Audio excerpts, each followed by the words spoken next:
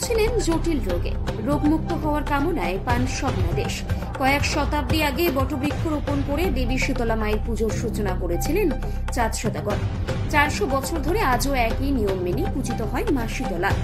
22টি গ্রামের ভক্ত সমাগমে বটবৃক্ষকে দেবী শীতলা রূপে পূজিত হয় নদিয়ার রানাঘাটের হবিবপুর পুরাতন বাজারে। এই পুজোকে কেন্দ্র করে রয়েছে অনন্য ইতিহাস। লক্ষিন্দরের পিতা চাঁদ সওদাগর অসুস্থ হয়ে পড়ায় ভাগীরথী নদী থেকে জল তুলে তার আরোগ্য কামনা করতেই তিনি স্বপ্নাদেশ পান ওই স্থানে মা শীতলার আরাধনা করতে। স্বপ্নাদেশ পেতেই তৎক্ষণাৎ ওই স্থানে একটি বটবৃক্ষের চারা রোপণ করে শুরু করেন দেবীর আরাধনা। কথিত রয়েছে কয়েক শতাব্দী আগে এই পুজোর সূচনা করেছিলেন চাঁদ সওদাগর। তারপর থেকে দেবী অত্যন্ত জাগ্রত বলে পরিচিত হয়ে ওঠে নদিয়া জেলার কোণে কোণে। বর্তমান পুজো উদ্যোক্তা জানাচ্ছেন এই পুজো প্রায় 400 বছরের প্রাচীন। পার্শ্ববর্তী 22টি গ্রামের মানুষ একত্রিত হয়ে দেবী শীতলার আরাধনা করেন।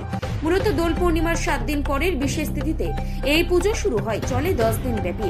আর হাজার হাজার ভক্তবৃন্দদের জন্য প্রসাদের ব্যবস্থা। শনিবার সকাল থেকে শুরু হতে এই পুজো স্থানে নামে ভক্তবৃন্দদের ঢল। মোমবাতি, প্রদীপ, ধূপকাঠি জ্বালিয়ে দেবীর কাছে কামনা করেন ভক্তরা।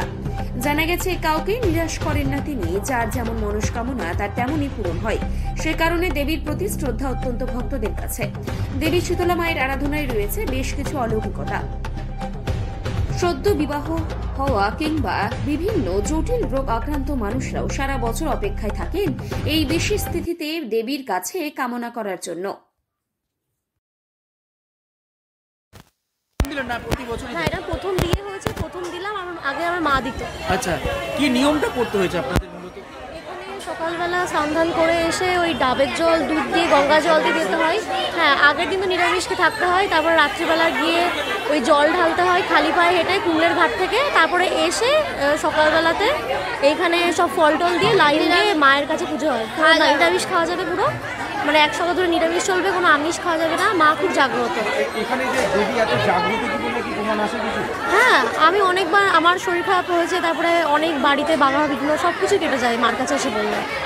আপনি যদি মানে নিষ্ঠা করে পুজো দেন, আপনার মনের কামনা পূর্ণ হবে। ভক্ত সমাগমটা হচ্ছে বেশি? হ্যাঁ, একদম। এর থেকেও বেশি হয়। আপনি আরেকটু সকালের দিকে আসলে এর থেকেও বেশি দেখতে পাবেন। কেয়া বিশ্বাস। হ্যাঁ, এখানকার স্থানীয়। এটা কিভাবে কি নিয়ম রীতি মেনে যদি হয়? আমাদের এখানে শীতলা অষ্টমীতে পুজোটা হয় শীতলা তিথি বললে, মানে দোলের 7 দিন পর, দোল পূর্ণিমার 7 দিন পর অনুষ্ঠানটা হয়। নিয়ম কি রয়েছে পুজোর?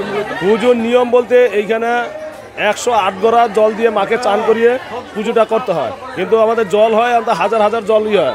এইখানে তারকেশ্বরের লোক যেমন হেঁটে গিয়ে জল ঢালে, আমাদের এইখান থেকে গঙ্গার থেকে হেঁটে সারা রাত ধরে হেঁটে জল এনে সকালবেলা মায়ের পুজো করা হয়।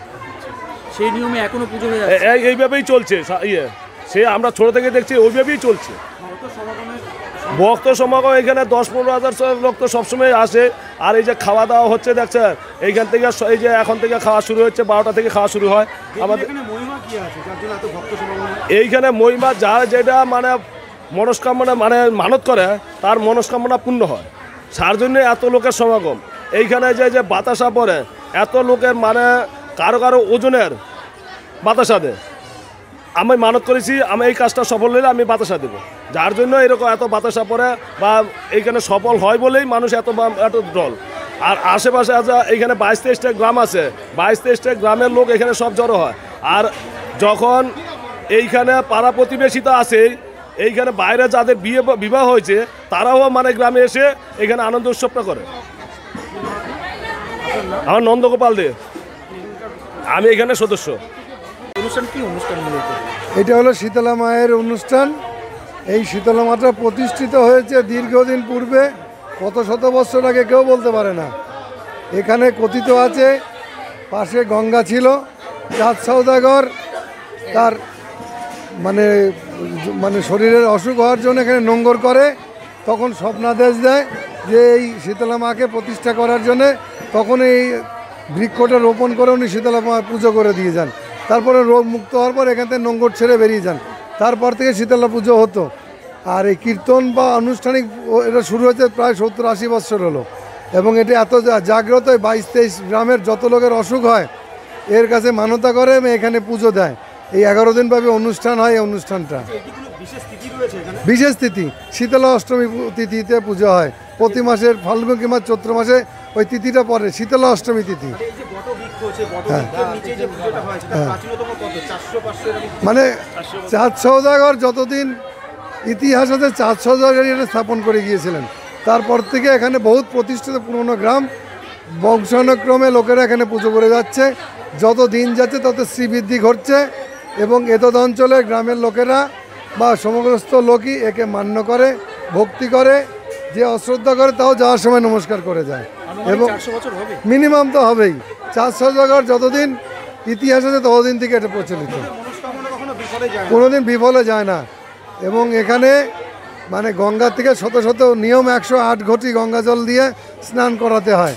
ভক্তরা আগের দিন রাত্রিবেলা যেরকম তারকেশ্বরে যায় সেরকম গিয়ে গঙ্গা জল নিয়ে এসে ভোরবেলা স্নান করিয়ে মাকে পুজো দিতে হয়। 108 ঘটি দিতে হয়, কিন্তু 1000-এর উপরে হয়ে যায়। আমাদের এখানে হরিপুর শীতলা কমিটি এটা। আর হরিপুর পুরাতন হরিপুর বাজার, নদিয়া জেলা। আমার নাম মহাদেব শাহ। ভারতবর্ষের মধ্যে পশ্চিমবঙ্গের মধ্যে যতগুলো শীতলা পুজো হয় আজকের দিনে, তার মধ্যে one of them, best of one of them, মানে যতগুলো নাম করা পুজো তার মধ্যে ওয়ান অফ দেম।